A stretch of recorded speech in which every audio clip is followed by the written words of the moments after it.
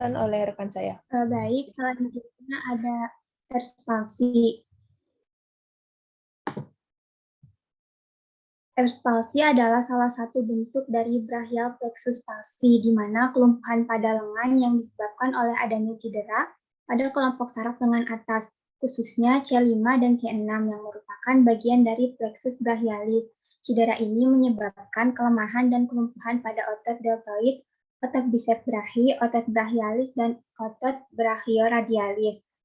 Kadang juga mengenai otot supraspinatus dan otot infraspinatus, sehingga lengan atas berada dalam posisi ekstensi adduksi, internal rotasi, dan lengan bawah tampak posisi ekstensi dan pronasi.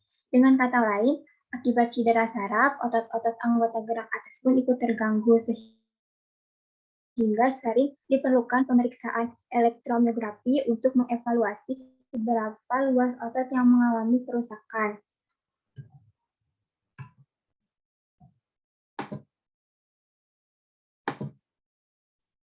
Selanjutnya, etiologi ekspalsi. Ekspalsi biasanya terjadi karena trauma persalinan, di mana saat proses persalinan terjadi peregangan pada plexus brachialis secara berlebihan, bahkan sampai cedera yang terjadi selama persalinan yang sulit.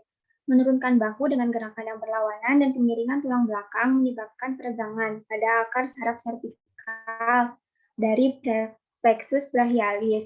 Penyebab lainnya kondisi ekspalsi ini yaitu lamanya proses persalinan, pinggul yang sempit, atau ukuran bayi yang terlalu besar sehingga menyebabkan bayi sulit untuk keluar dari pelvis ibu dapat menekan plexus brachialis. Selanjutnya patologinya, patologi ekspalsi disebabkan oleh peregangan serabut saraf yang terjadi pada plexus brachialis dapat menimbulkan cedera pada selubung saraf, pembengkakan saraf, dan pendarahan di sekelilingnya sampai dengan rusaknya akson, sehingga menyebabkan terganggunya impuls saraf, di mana tingkat gangguan impuls saraf tergantung pada ringannya suatu regangan. Peregangan ringan pada saraf kemungkinan hanya akan menyebabkan myopraxi atau axonotmesis, sedangkan pada ruptur kulit menyebabkan neurotmesis. Tanda dan gejala ekspalsi. Tanda dan gejalanya dapat berkisar dari ringan hingga berat. Ini tergantung pada seberapa parah saraf rusak.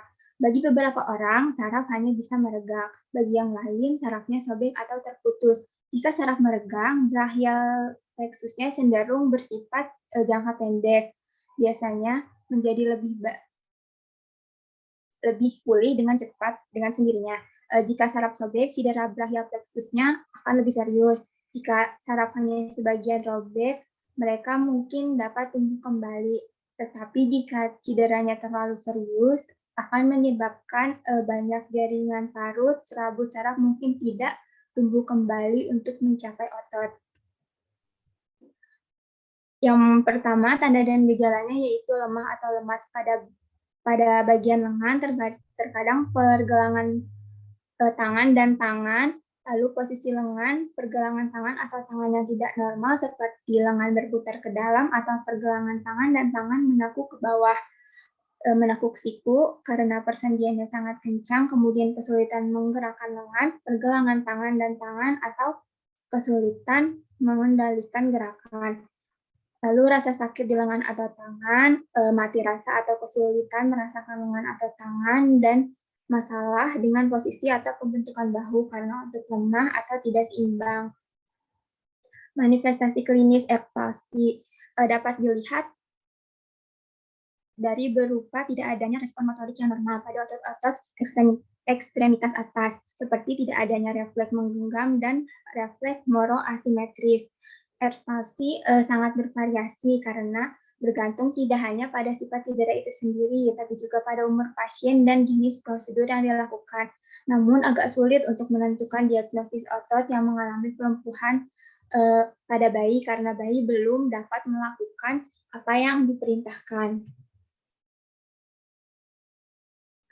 Penanganan ekspalsi yaitu dengan terapi fisik atau latihan harian adalah penanganan utama bagi ekspalsi. Tujuannya ialah menjaga jangkauan gerak atau range of motion atau fleksibilitas sendi mulai dari bahu sampai tangan sehingga dapat mencegah atau mengurangi kontraktur atau kekakuan sendi. Adapun latihan yang dapat dilakukan seperti latihan peregangan, latihan untuk meningkatkan kekuatan anggota gerak, dan stimulasi sensoris. Hidroterapi dan terapi listrik juga menjadi modalitas terapi lain untuk ergospastik. Saraf membutuhkan waktu yang cukup lama untuk pulih sehingga pemulihan dapat terjadi bervariasi, membutuhkan sekitar 2-3 bulan hingga 2 tahun untuk pulih, tergantung pula pada level kerusakan saraf yang terjadi. Tingkat kerusakan saraf juga akan menjadi penentu untuk pemilihan terapi selanjutnya. Pada bayi yang belum pulih dalam 6 bulan atau lebih, mungkin akan mempertimbangkan melakukan operasi atau bedah saraf. Selanjutnya akan dijelaskan oleh rekan saya. Selanjutnya ada spinal muscular dystrophy, yaitu distrofi otot adalah sekelompok penyakit warisan yang merusak dan melemahkan otot-otot dari waktu ke waktu. Kerusakan dan kelemahan ini oleh kurangnya protein yang disebut dystrophin yang diperlukan untuk fungsi otot normal. Tidak adanya protein ini dapat menyebabkan masalah dalam berjalan, menelan, dan koordinasi otot. Distrofi otot dapat terjadi pada usia berapapun, tetapi sebagian besar diagnosis terjadi pada masa kanak-kanak. Anak laki-laki mudah lebih mungkin memiliki penyakit ini daripada anak perempuan.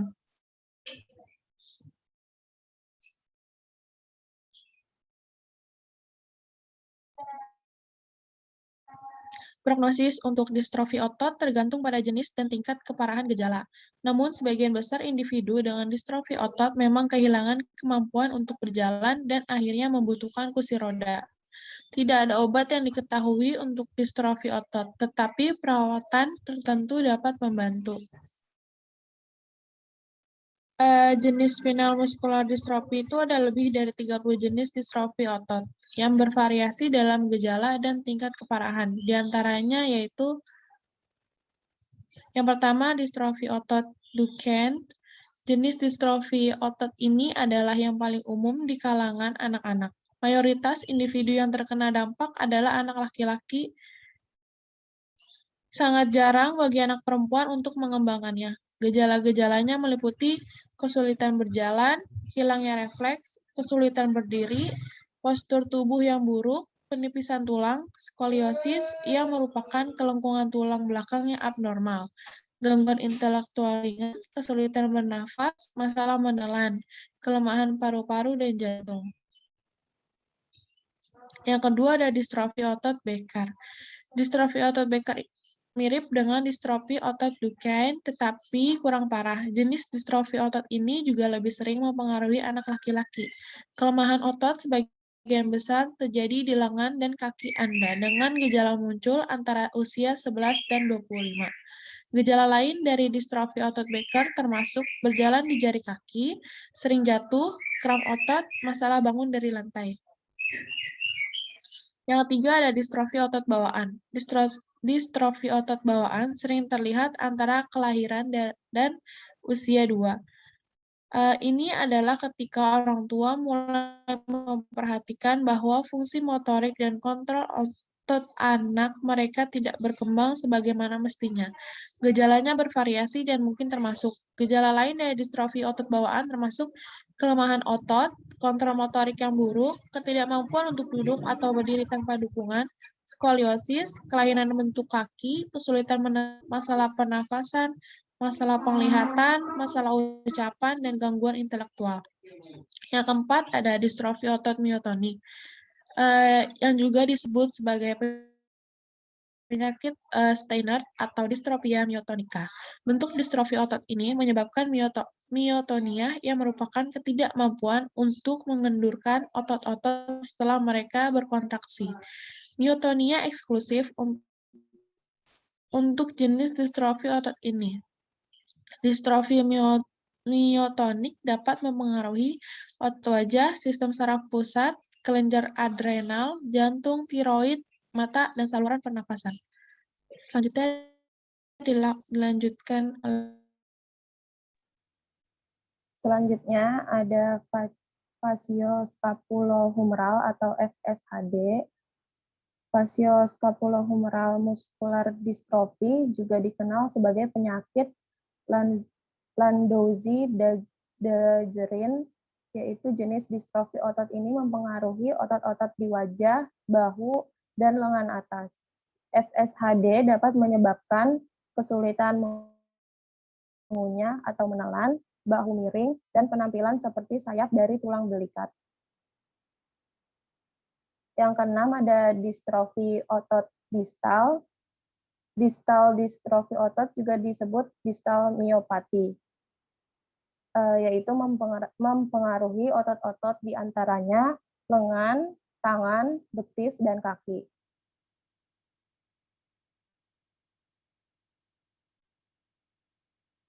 Diagnosis spinal muscular dystrophy. Sejumlah tes yang berbeda dapat membantu mendiagnosis distrofi otot, yaitu yang pertama melakukan uji darah untuk enzim yang dilepaskan oleh otot-otot yang rusak. Yang kedua, melakukan uji darah untuk penanda genetik distrofi otot.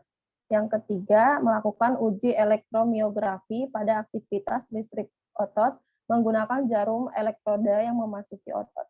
Dan yang terakhir yaitu melakukan biopsi otot untuk menguji sampel otot untuk distrofi otot.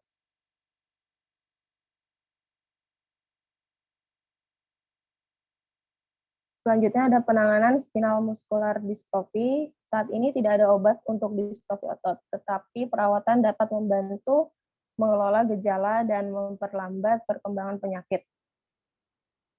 Perawatan tergantung pada gejala.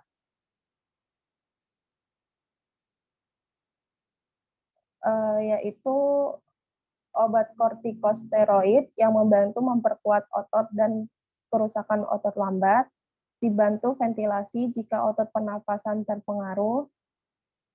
Selanjutnya ada obat untuk masalah jantung, lalu ada operasi untuk membantu memperbaiki pemendekan otot, operasi untuk memperbaiki katarak, operasi untuk mengobati skoliosis, dan operasi untuk mengobati masalah jantung.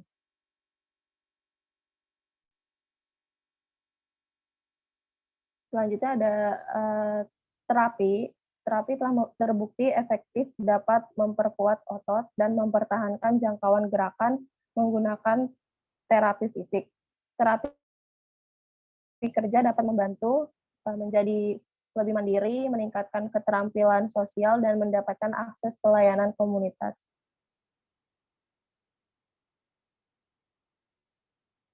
Mungkin sekian penjelasan dari kami.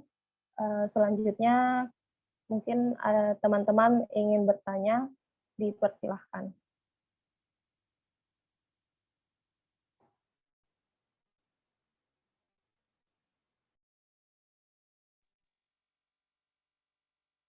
Ayo, siapa yang mau tanya? Oh, udah pada ketiduran lagi?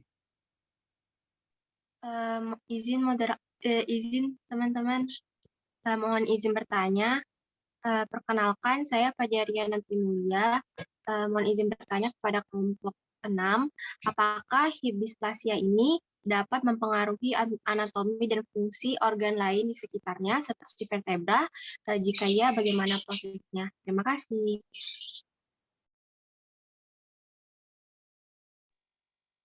Baik, mungkin 3 pertanyaan dulu ya teman-teman biar bisa sambil searching juga ya selanjutnya yang ingin bertanya.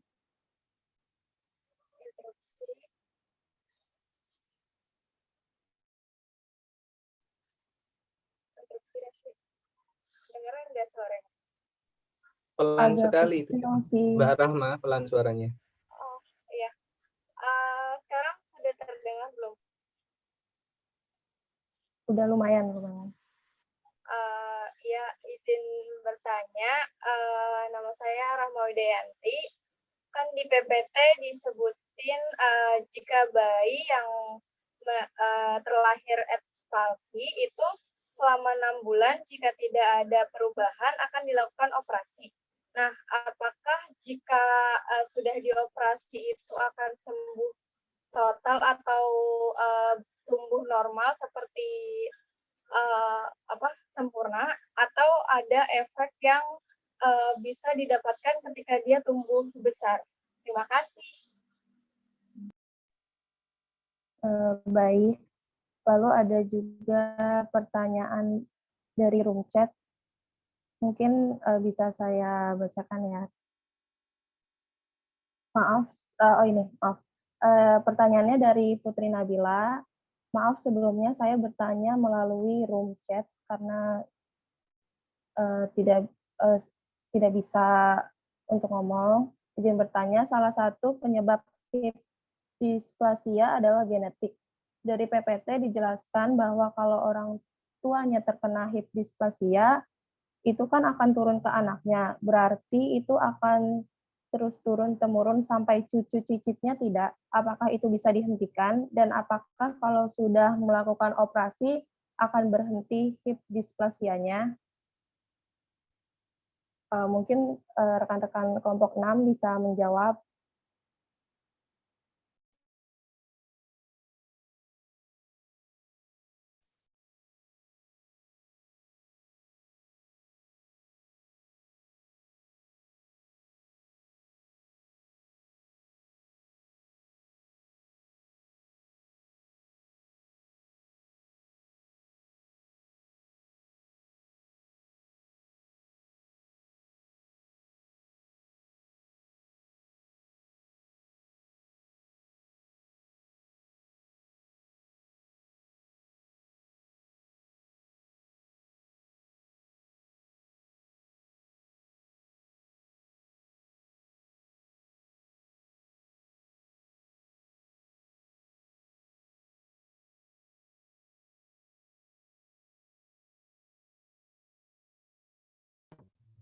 Baik, sebelumnya saya Syifa Ainul Haya, perwakilan dari kelompok 6 ya, izin menjawab pertanyaan dari Rahmat tadi. Menurut kelompok kami terkait pertanyaan Rahma itu ya memang benar kan bahwa bayi yang menderita ekstasi itu pada umumnya membutuhkan pemulihan waktu dalam kurang lebih waktunya 6 bulan tanpa memerlukan operasi. Nah, jika tidak ada perubahan sama sekali dalam waktu 6 bulan baru dilakukan operasi. Kemudian apakah bayi tersebut akan sembuh secara normal atau tidak jika setelah dilakukan operasi? Itu jawabannya belum tentu bisa sembuh secara normal ya, karena sembuh secara normal atau tidaknya itu dipengaruhi oleh level kerusakan saraf yang terjadi pada bayi tersebut. Kemudian jika sudah dilakukan operasi, apakah akan tetap ada efeknya sampai tumbuh besar? Itu mungkin sesekali ada seperti tremor yang tiba-tiba, namun itu kita bisa konsultasikan ke fisioterapi agar efeknya berkurang, karena kan terapi latihan juga dapat membantu proses pemulihan pasca operasi. Apakah dapat dimengerti, Rahma, jawabannya? Iya, terjawab. Terima kasih.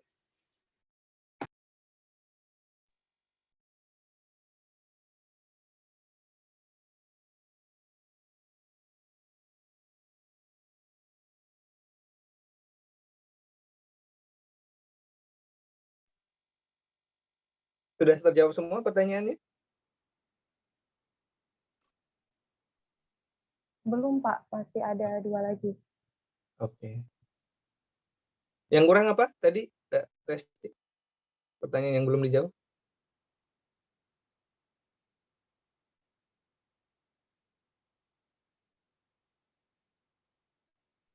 Tadi itu Pak, yang Fajariana, apakah hip dysplasia dapat mempengaruhi anatomi dan fungsi organ lain di sekitarnya seperti vertebra, dan bagaimana prosesnya? Seperti itu Pak.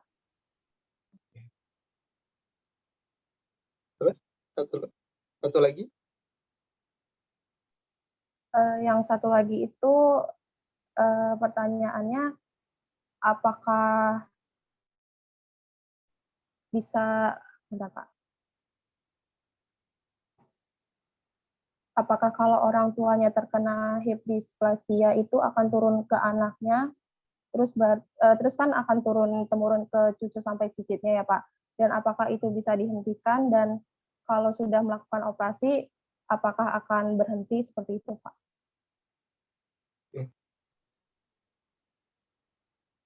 Bisa jawab nggak? Iya, Pak, izin untuk pertanyaan Nana. Perwakilan dari kelompok akan mencoba menjawab. Pertanyaannya yaitu, apakah hip dysplasia dapat mempengaruhi anatomi dan fungsi organ lain sekitarnya seperti vertebra? Untuk hip dysplasia sendiri sering disebut sebagai penyebab dari penyakit osteoarthritis, yaitu penyakit sendi akibat kerusakan tulang rawan pada pinggul. Lalu operasi untuk penyakit ini yaitu osteotomi, yaitu dapat digunakan untuk meluruskan kali sendi pada panggul, gitu Pak. Apakah Ana sudah terjawab pertanyaannya? Iya, terjawab. Terima kasih.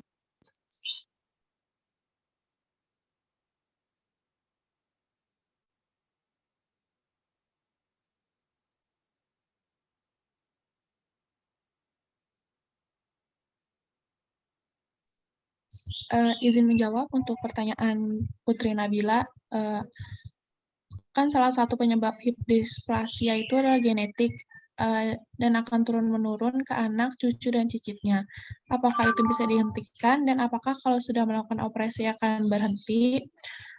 Menurut kelompok kami, jika sudah dioperasi, kemungkinan besar displasinya akan tetap ada, dikarenakan faktor utamanya yaitu genetik.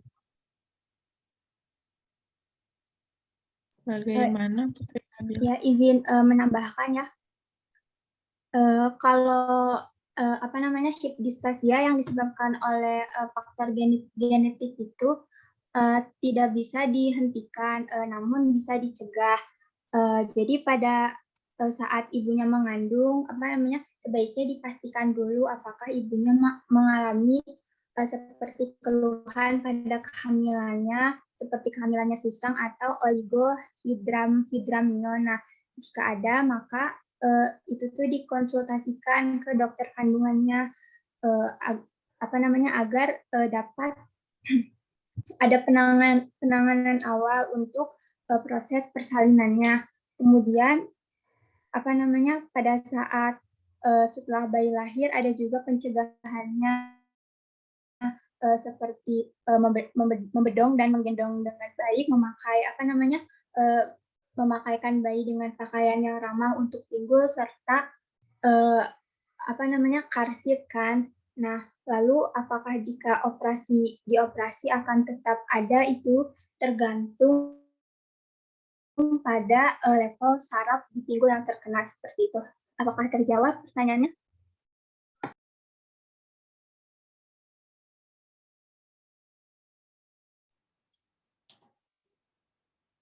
Baik, sudah terjawab ya teman-teman.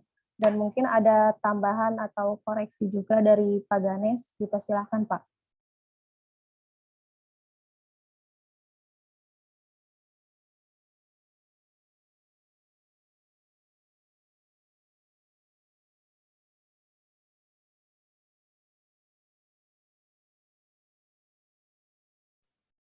Interupsi Pak. Oh iya, tadi saya ngomong banyak nggak dengar ya tadi? Ya, saya ulang ya. Jadi tadi kalian sudah belajar tentang hip dysplasia, third palsy, dan muscular dystrophy atau spinal muscular dystrophy. Nah, di mana di sini ketika hip dysplasia ini adalah keadaan kongenital, di mana di situ pertumbuhan dari acetabulum ataupun nanti dari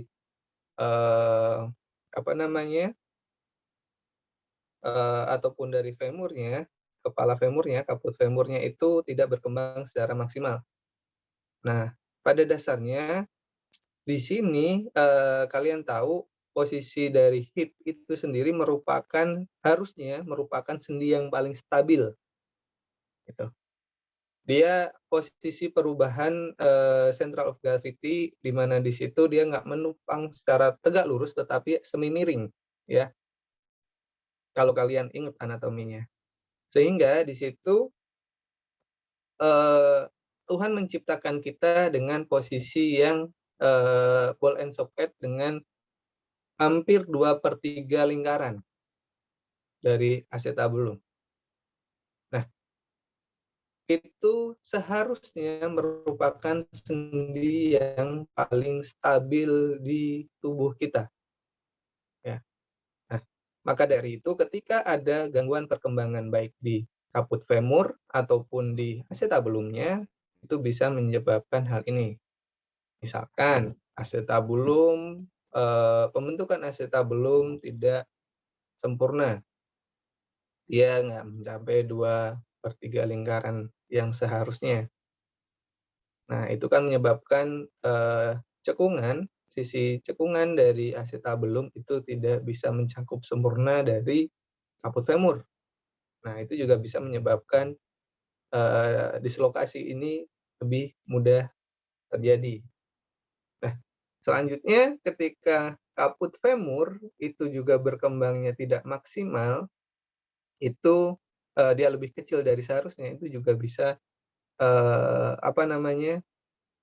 menyebabkan hal ini.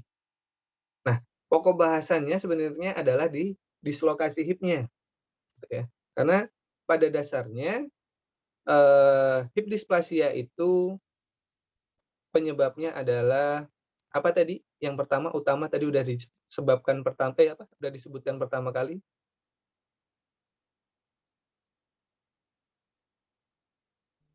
Genetik, Pak. Genetik, Pak. Lebih tepatnya adalah tidak diketahui. Tadi kan genetik itu adalah faktor yang istilahnya berhubungan, tapi penyebab utamanya sebenarnya tidak diketahui, gitu kan. Nah, tetapi secara genetik, ketika orang displasia itu mempunyai anak, dia mempunyai chance untuk anaknya bisa mengalami displasia sebesar berapa persen tadi?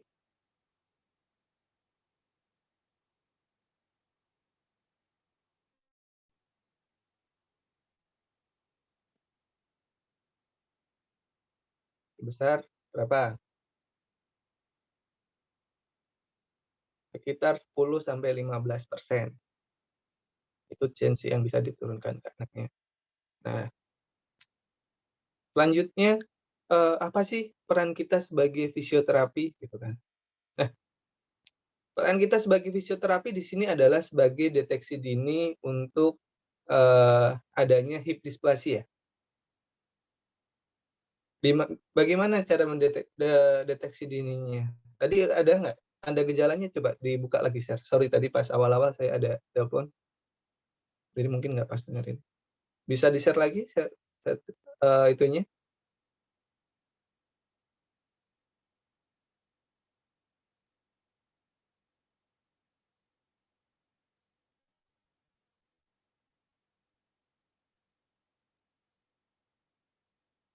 Ada nggak ya? Coba bawah, bawah, bawah lagi. Terus.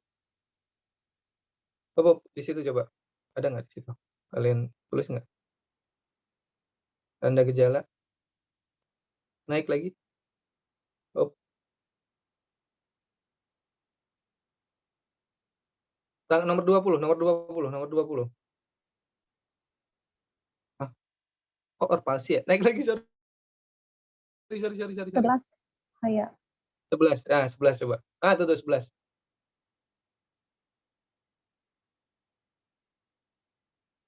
Oke.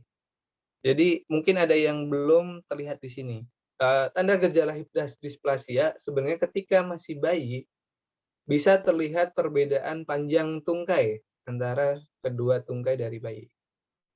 Nah, dan sisi yang lebih pendek dia ada lipatan kulit di sisi dalam pada tungkai yang lebih pendek. Nah, ada yang bisa tahu nggak kenapa itu bisa terjadi?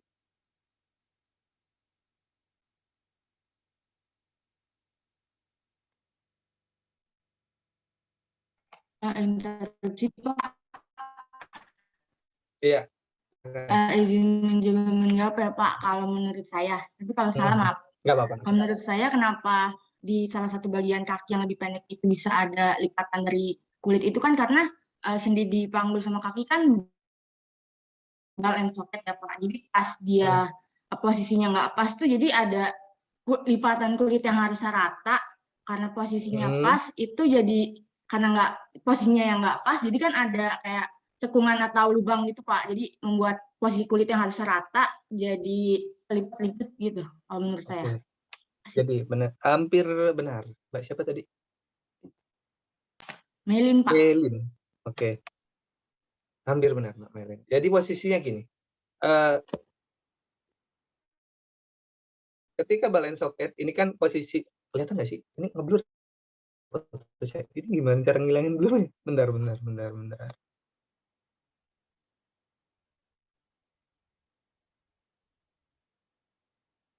Udah masih ngeblur lah, biarin lah ya. Oke, jadi pada ball and socket ini kan misalkan kalian lihat gimana sih? Nah, ini misalkan kaput femur. Aduh, susah. Nah, ini kaput femur sama femur. Dia ini acetabulum. Dia ada di acetabulum. Dia dislokasi itu ke arah kranial. Naik. Oke ya. Di sini, di sisi dalam sini, lipatan kulit itu di sisi medialnya dari paha ya.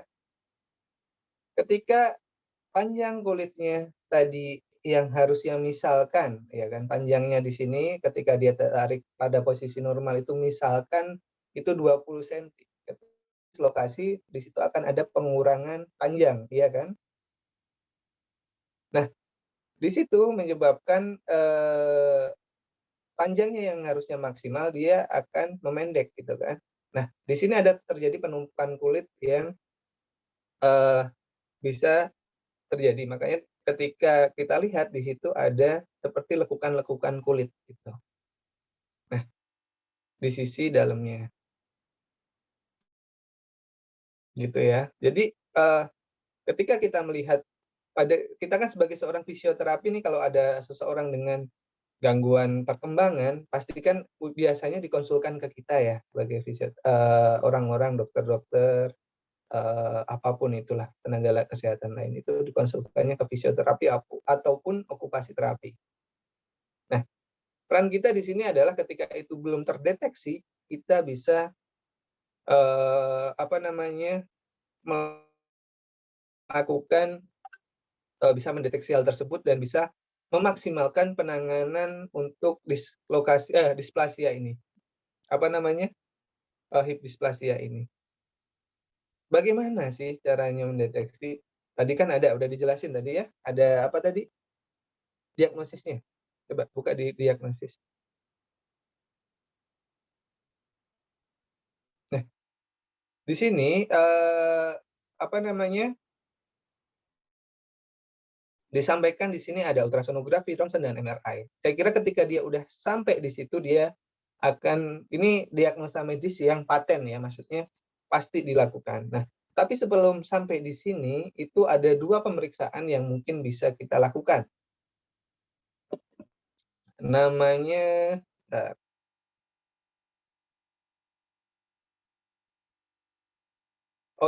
namanya Barlow dan Ortolani test. Ya. Barlow dan Ortolani test itu adalah 2 tes yang biasanya dilakukan untuk hip dysplasia ini. Barlow test. Bisa yang buka share screen sekarang searching Barlow dan Ortolani test di Google. Di Google Image.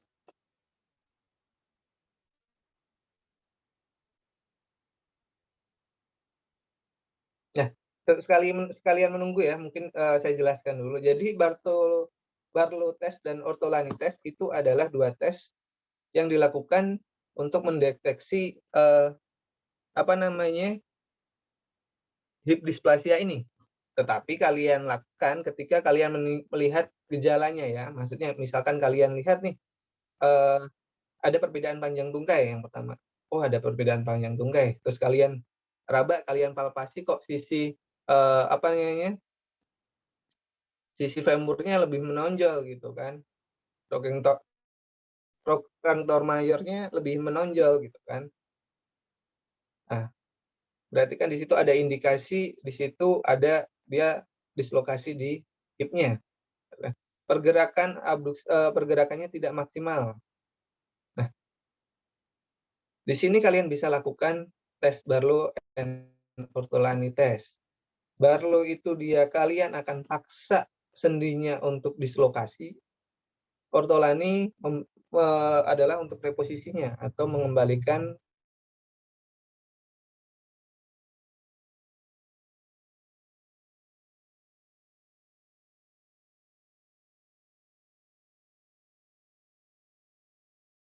ya untuk bayinya, Bapak, gitu kan. Pasti kalian bertanya-tanya kayak gitu kan. Nah, jawabannya adalah pada kondisi mereka yang benar-benar displasia itu nyeri itu relatif minimal, apalagi saat bayi. Untuk dilakukan tes ini. Nah, apalagi ketika bayi itu hampir semua jaringan ikat kita itu sangat lentur. Makanya kalau kalian lihat nih, kalau bayi kalian kakinya taruh ke kepala gitu kan, kalian dorong ke kepala, itu masih nyampe-nyampe aja. Tapi kalau sekarang mungkin kalian ada yang nyentuh jempol aja nggak bisa kalau sekarang. Gitu ya. Karena proses kalian yang menua, istilahnya makin dewasa, fleksibilitas dari jaringan ikat kalian pun akan menurun. Nah, mana nih yang nyari tadi? Yang nyari di Google Ya, Image? izin share screen-nya, Saya Bapak. nggak bisa ya.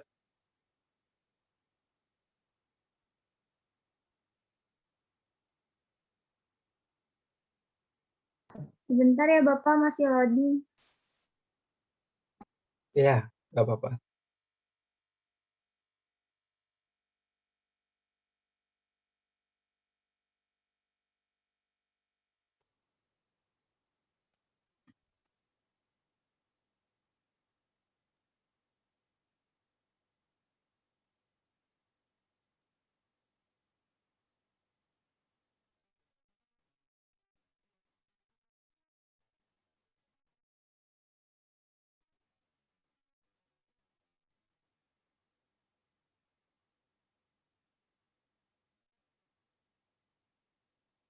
Gambar. Nah, oke. Kalian buka yang gambar 2 bayi, yang satu dilurusin, yang satu dimekarin. Yang nomor 4 dari kanan. Kakinya. Nah. Nomor 4 dari kiri. Sorry. Nomor 4 dari kiri. Nah, itu.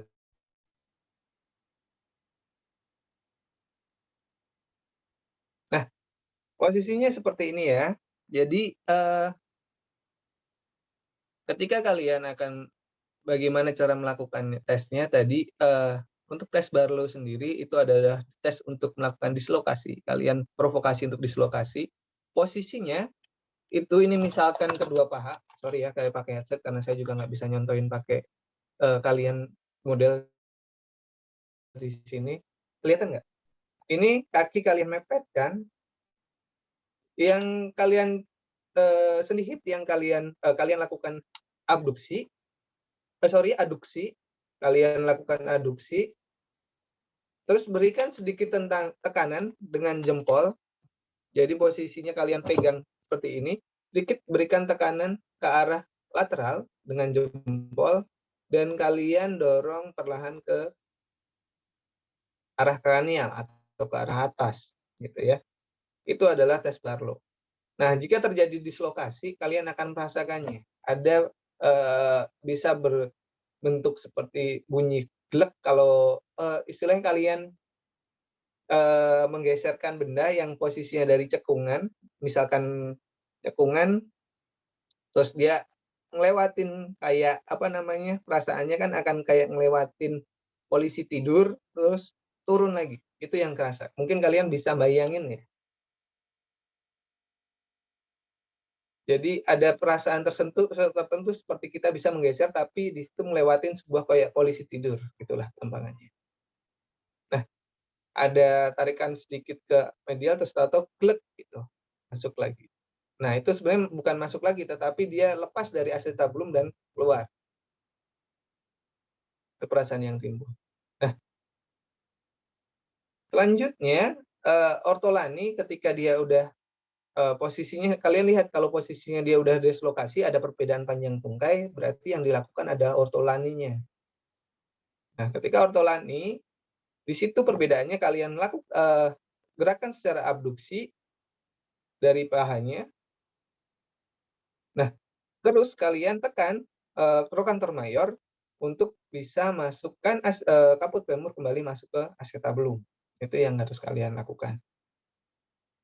Nah, itu adalah 2 tes yang mungkin bisa dilakukan fisioterapi sebelum untuk deteksi dini terjadinya hip dysplasia. Karena kalau belum misalkan yang pertama terjadi di situ kan biasanya itu adalah gangguan perkembangan dari, "Oh, ini kok susah merangkak," gitu loh bayinya, dan lain sebagainya. Jadi ada delay untuk perkembangannya. Nah, selanjutnya ketika kita bisa mendeteksi secara dini, tadi sudah disebutkan juga penanganannya ada, mungkin tadi disebutnya di sini tadi apa sih? Yang pembatas lembut atau apa ya? Tadi ada di situ. Ada nggak bahasanya tadi? Itu namanya Pavlik harness. Harusnya ya, itu harusnya nggak usah di bahasa Indonesia kan itu. Nah, jadi penanganannya sebenarnya ada penanganan operatif dan non operatif. Ketika displasia ini terdeteksi sebelum usia 9 bulan. Nah, Pavlik harness, penanganan non operatif itu bisa dilakukan. Nah, sebelum 6 bulan, sebelum 6 bulan. Sebelum 6 bulan itu bisa dilakukan. Ketika sudah di atas 6 bulan ada saran untuk melakukan tindakan operatif. Nah, ketika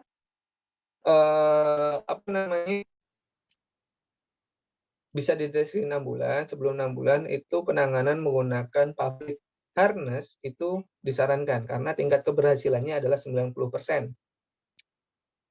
Nah, di mana di situ penggunaan Pavlik harness itu sekitaran 3 sampai 9 bulan tergantung tingkat keparahan dan itu akan selalu dievaluasi.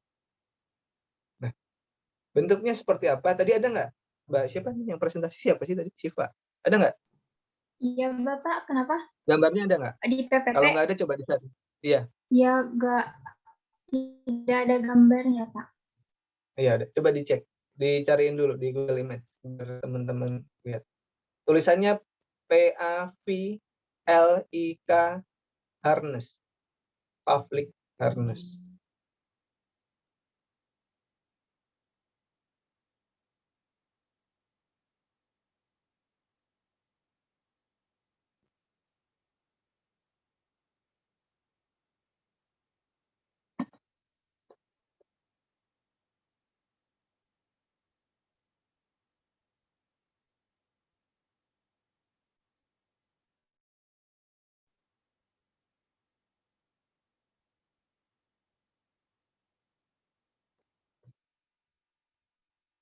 Mohon maaf, Bapak boleh diulang tulisannya bagaimana? PAVLIK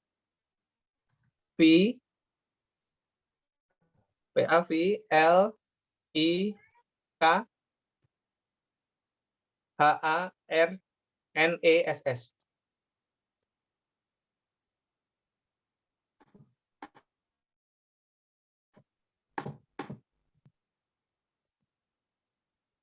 Kalian jam 9 kuliahnya siapa nanti?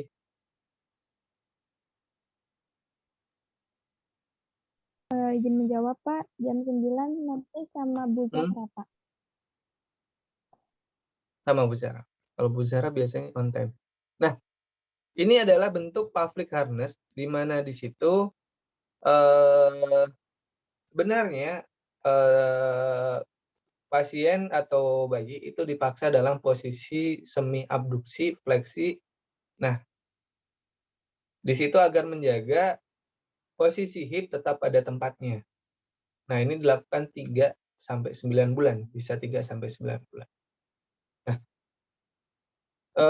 tetapi tadi udah saya sampaikan bahwa penanganan nanti 6 sampai 1 tahun, selanjutnya kan ketika tadi kan 6 bulan, sebelum 6 bulan itu masih bisa dilakukan penanganan dengan public harness ini. Tetapi di atas 6 bulan itu secara teori itu perlu dilakukan tindakan operatif. Tindakan operatif pun ada 3 tahap di sini. Mungkin tadi saya lihat di situ hanya disampaikan tadi pakai artroskopi ya.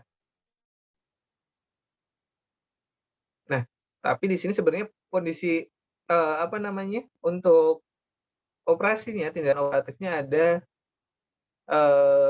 3 garis besar yang bisa diambil. Yang pertama ketika usianya ditemukan pada usia 6 sampai 12 tahun, 6 sampai 12 bulan atau 1 tahun, di situ tindakan operatif langsung bisa dilakukan untuk reposisi dan penanganannya.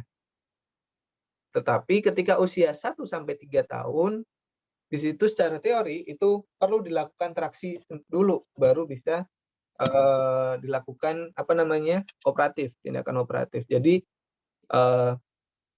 bayinya, kakinya itu dilakukan traksi, penarikan, ditarik dulu selama beberapa saat, mungkin 1 hari atau beberapa hari, tergantung tingkat kondisi keparahan, pemendekan jaringan ikat yang ada di situ. Pada dasarnya kan ketika itu dislokasi, di situ ada yang jaringan ikat yang terulur dan ada yang lebih memendek, gitu ya. Nah, di situ akan dilakukan traksi tergantung tingkat keparahannya. Traksinya dia make skin traksi. Coba skin traksi.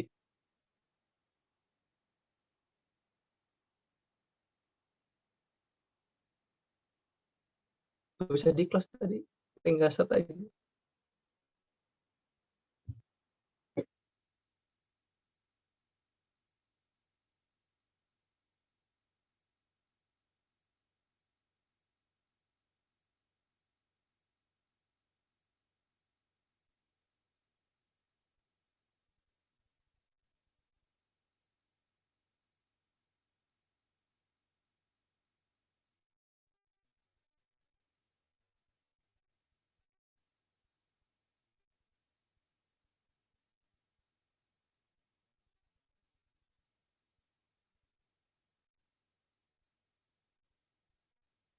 Seperti ini bukannya Bapak? Oke, coba scroll dikit. Nah, ini nih yang lebih mirip tuh. Yang ada tulisan skin traction. Skin. Nah, itu. Atau lebih bawah itu coba.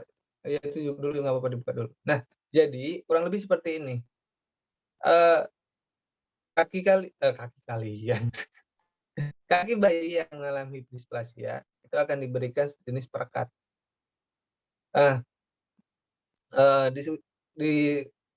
Diberikan perekat di sepanjang garis tungkainya, dari tungkai atas sampai tungkai bawah, dan biasanya ada apa namanya, diberikan bandage untuk memperkuat perekat tersebut. Nah, selanjutnya itu akan dia diberikan beban. Kalian lihat di situ ada tali, ya kan? Kalian ada tali di sini.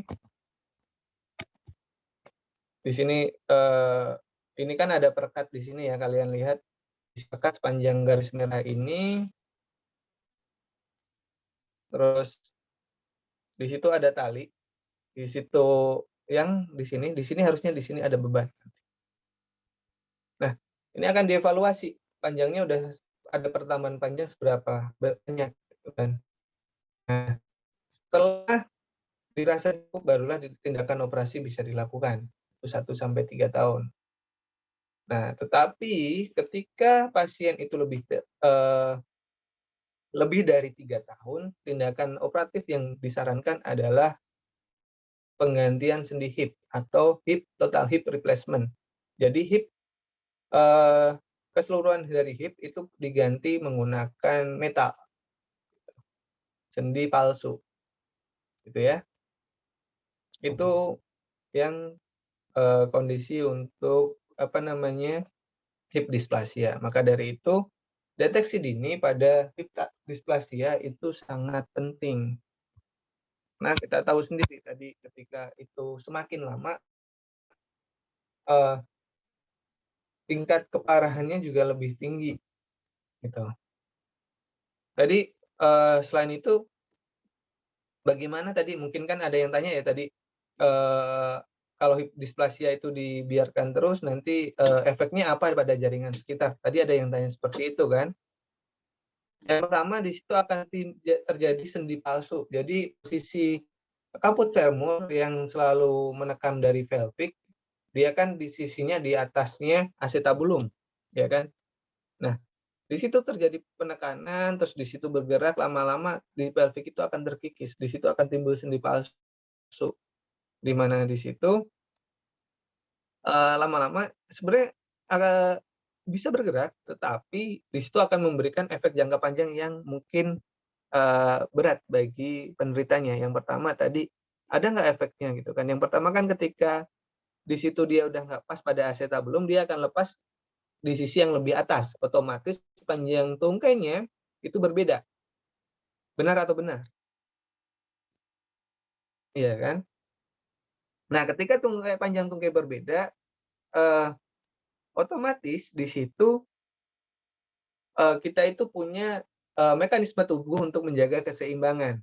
Nah, di mana di situ ketika panjang tunggainya berbeda, posisi pelvic kan otomatis yang satu akan lebih turun, yang satu lebih di atas, iya kan? Nah, di situ untuk menjaga keseimbangan vertebra, dia akan mengakomodir kita untuk tetap tegak, dia akan melengkungkan vertebranya. Nah, itu makanya kondisi ini mudah sekali bagi pasien mengalami skoliosis. Yang apabila tingkat keparahannya makin lama makin tinggi, akhirnya bisa mengganggu, kalau diruntut lagi bisa mengganggu ke jaringan-jaringan vitalnya, misalkan paru-paru, bahkan jantungnya. Karena skoliosis, skoliosis yang parah itu bisa mengganggu ruang di rongga torak, gitu kan. Nah, di situ rongga torak akan semakin menyempit dengan adanya skoliosis. Nah, itu yang mungkin bisa dipahami nih. Itu ya. Terus selanjutnya tadi ada earth palsy. Nah, earth palsy sendiri sebenarnya gangguan kongenital di mana di situ penanganannya sebenarnya lebih ke arah neuro ya, fisioterapi neuromuskuler atau nanti di patofis neuro juga. Nah, tetapi sebenarnya neuro juga efeknya kan juga ke otot ya ketika neuronya kita kalau sambung-sambungan sih masih nyambung gitu ya. Ketika saraf itu kehilangan konektivitasnya, di situ yang terjadi adalah otot tidak bisa bergerak. Nah, bagaimana tadi kan fisioterapi di sini kan maintenance sebenarnya. Kalau di situ benar-benar sudah terjadi apa namanya saraf itu benar-benar putus atau benar-benar tidak ada yang tersisa. Kita sebagai fisioterapi hanya bisa maintenance karena kita nggak bisa nyambung saraf tersebut gitu ya. Kecuali di situ udah ada dilakukan tindakan operatif untuk menyambung saraf ataupun dilakukan tindakan operatif dengan namanya ada transfer tendon, operasi transfer tendon gitu ya. Nah, sebenarnya kalau kondisi earth palsy di sini ada tipikal khususnya atau gejala khususnya. Nah, biasa juga earth palsy itu disebut dengan Whiter Tip Syndrome. Jadi posisinya tadi ada nggak? Kalian kebiasaan harusnya kalau kayak gini tuh kasih gambar-gambar yang banyak gitu ya. Nah, earth palsy sendiri biasa disebut dengan Whiter Tip Syndrome juga karena posisinya posisinya dia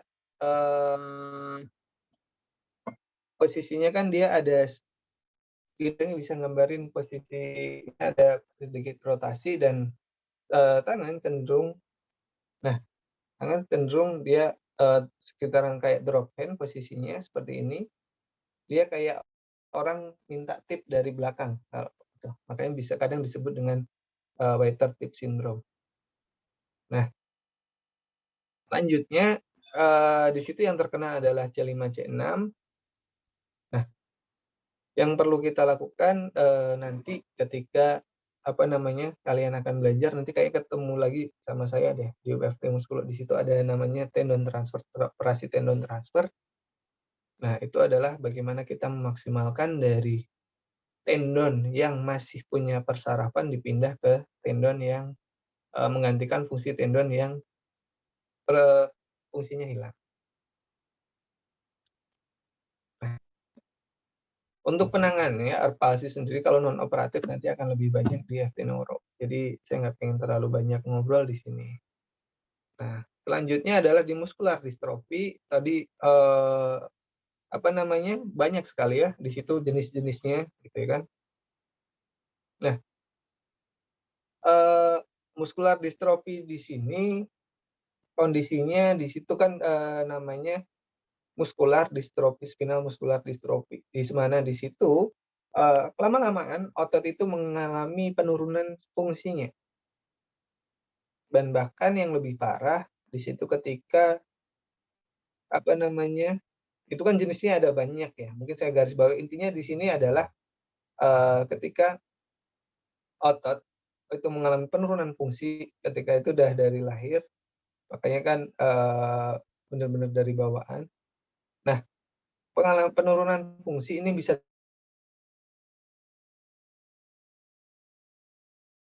yang berkurang fungsinya di mana itu nanti menentukan jenisnya, karena jenisnya ada banyak. Kondisi di mana di situ pengalaman ada fungsi otot pernapasan dan juga jantung. Karena di situ adalah organ vital kita, di mana di situ ketika otot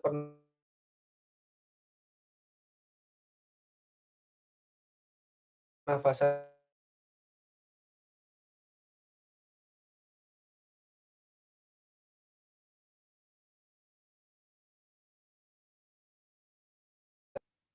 itu udah susah, nggak mungkin, udah hampir nggak mungkin, tapi chance-nya masih ada lah. Nah, fungsi fisioterapi apa sih di sini? Mungkin kalian bertanya-tanya ya nanti. Oh, ini kan ototnya lama-lamaan kondisinya menurun secara genetik, dia akan terus menurun, gitu kan. Nah, fisioterapi di sini adalah ketika kita menghadapi pasien dengan proses degenerasi,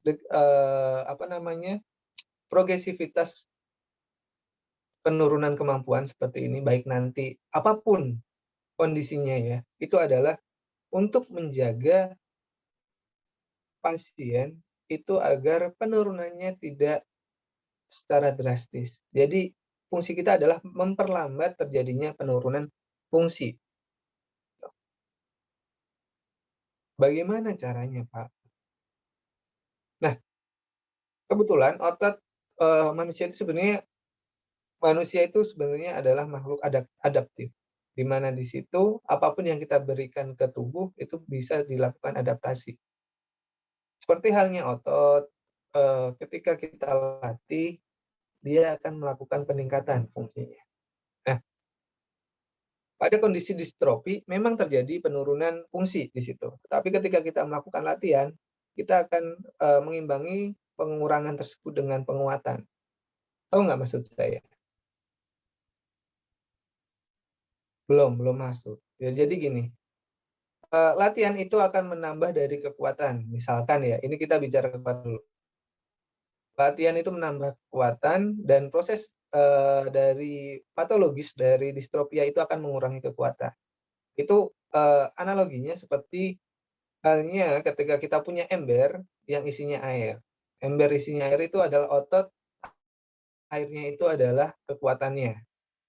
Distrofia itu bagaikan ada lubang di ember tersebut, di mana di situ dia akan mengurangi kekuatan secara berangsur-angsur dan pasti.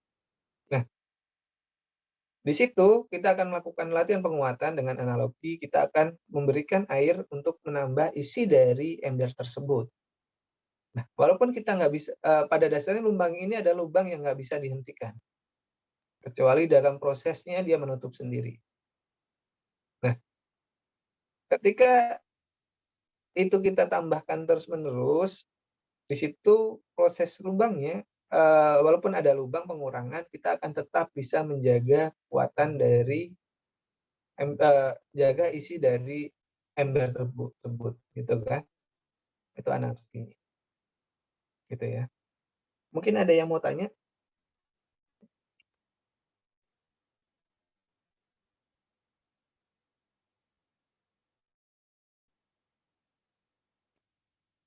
Sudah paham semua?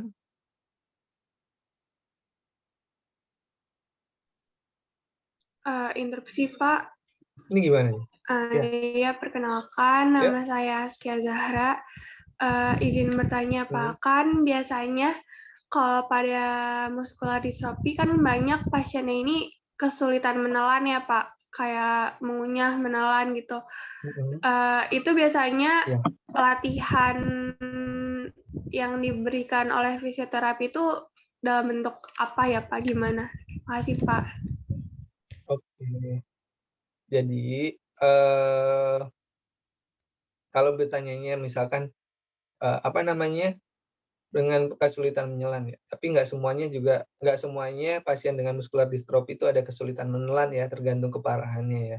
Nah, ketika terjadi pasien dengan kesulitan menelan, hal ini bisa terjadi pada hampir pasien dengan gangguan neurologis pusat, itu juga bisa terjadi.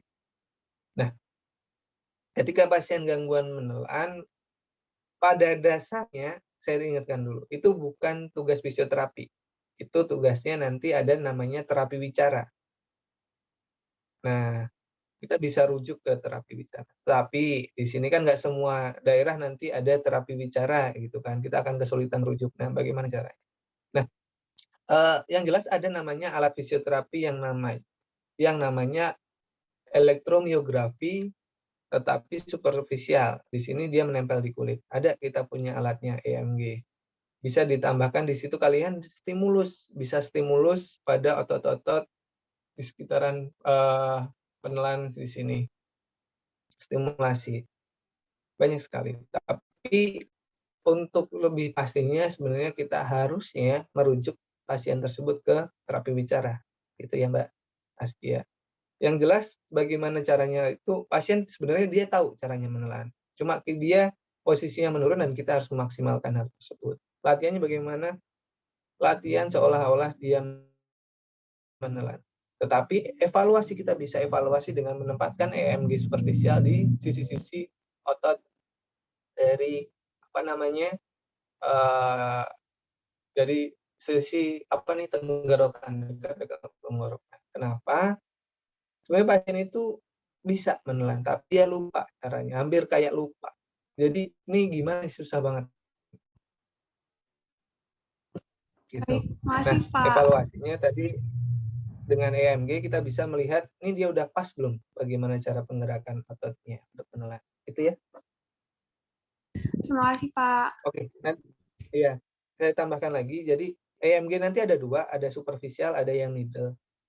Nah, fisioterapi kita bisa menggunakan EMG yang superficial. Kalau yang pakai jarum itu biasanya dokter spesialis.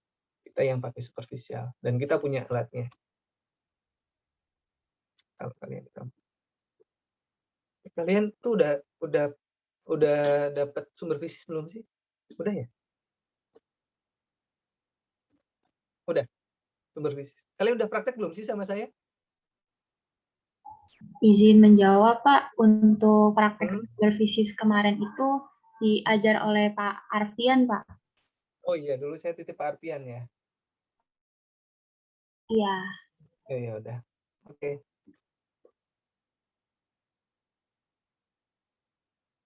Ada pertanyaan lagi sebelum kita lanjutkan atau kita akhiri? Interupsi, Pak. Ya, Pak. Iya. Ya, saya ingin bertanya, Silakan, Pak, mengenai distrofi yang otot bawaan. Nah, itu kan salah satu contohnya itu skoliosis ya, Pak. Nah, saya itu punya Gimana? Skoliosis. Iya. Oh iya. Itu adalah efeknya mungkin, Oh, iya. bukan tanda gejalanya. Jadi skoliosis Ya, pertanyaan dulu, pertanyaannya. Iya, Pak. Nah, saya punya skoliosis. Kemudian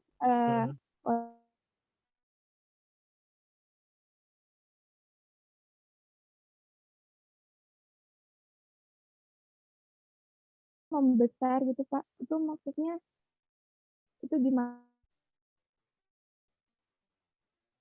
Jadi sebenarnya bukan kelemahan otot ya. Jadi posisinya gini. Sebenarnya ototnya itu bukan kelemahan ya. Kalau skoliosis itu bukan semua skoliosis itu muskular distrofi. Itu yang pertama. Skoliosis bisa disebabkan oleh apa saja. Dan penyebabnya sebenarnya hampir bisa dipastikan itu idiopatik. Jadi kayak tadi displasia itu idiopatik atau tidak diketahui penyebab pastinya. Nah, pada kondisi skoliosis itu yang terjadi gini. Otot itu sebenarnya sama kuatnya, tapi di sini ada imbalance. Tidak posisi kekuatan memang tumpang tindih, tidak maksimal, yang satu maksimal, yang satu tidak. Posisi ini ketika yang satu dia ada yang memendek posisinya, dia mengikuti pose pada gini. Rata-rata itu adalah dari faktor kebiasaan kita ya, yang duduk misalkan belajar kayak gini terus gitu ya, miring sebelah gitu kan, menumpu pada salah satu bagian gitu kan. Proses kita membawa tas yang yang berat sebelah gitu kan, kamu atas jinjing yang satu di kanan terus gitu kan. Nah, sebenarnya di sini penurunan kekuatan, tetapi ada otot yang di situ kekuatan malah meningkat gitu kan. Posisinya kan juga bisa terjadi, tapi posisi yang kayak gini, ketika kamu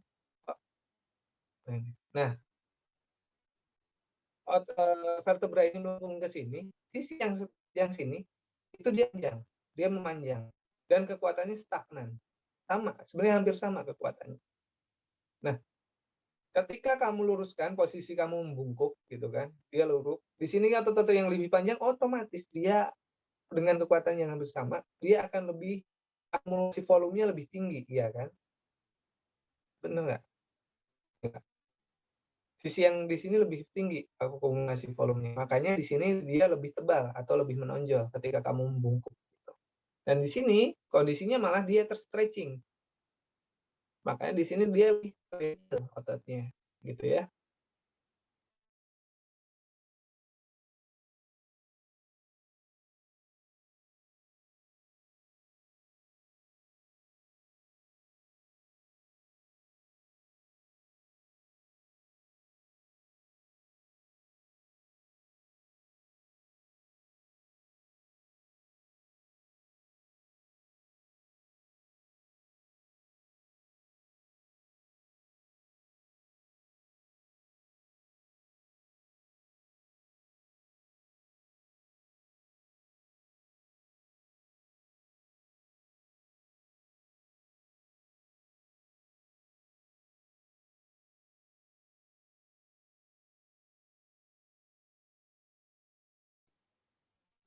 Di akhir nanti kalian yang biasanya kena tumbuhan suruh ganti ininya nanti. Oke. Itu kalau nggak ada lagi pertanyaan, sekian dari saya. Billahi hidayah. Assalamualaikum warahmatullahi wabarakatuh. Waalaikumsalam warahmatullahi wabarakatuh. Terima kasih, Bapak. Makasih, Bapak.